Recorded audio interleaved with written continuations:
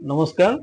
আমি পলাশবাৰী সাংস্কৃতিক বিকাশ ভৱন আৰু বিচিত্ৰ কুমাৰ ন্যাস পলাশবাৰীৰ যুটীয়া উদ্যোগত অহা 10 জুলাইৰ পৰা 13 জুলাইলৈকে পলাশবাৰী সাংস্কৃতিক বিকাশ ভৱনত আমাৰ কামৰূপৰ এক ঐতিহ্য সম্পদ লোকগীতৰ ওপৰত এলানি কৰ্মশালাৰ আয়োজন কৰিছোঁ আৰু এই কৰ্মশালাখনিত অংশগ্ৰহণ কৰি আমাক ছাত্ৰ ছাত্ৰীসকলক শিক্ষা প্ৰদান কৰিব অসমৰ স্বনামধন্য লোকগীতৰ কণ্ঠশিল্পী মাননীয়া প্ৰণীতা বৈশ্য মেধি ডাঙৰীয়ানী।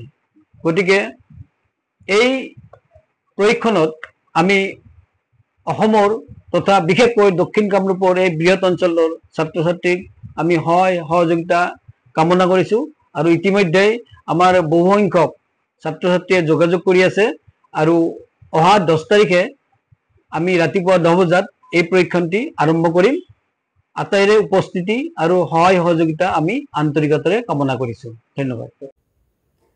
নমস্কাৰ, মই প্ৰণীতা বৈশ্য মেধি আপোনালোকক জনাবলৈ পাই সুখী হৈছোঁ যে অহা ইংৰাজী 10 জুলাইৰ পৰা 13 জুলাইলৈকে পলাশবাৰী সংস্কৃতি বিকাশ ভৱন আৰু বিচিত্ৰ কুমাৰ ন্যাসৰ উদ্যোগত যুটীয়াভাৱে কামৰূপী লোকগীতৰ কৰ্মশালাৰ আয়োজন কৰিছে।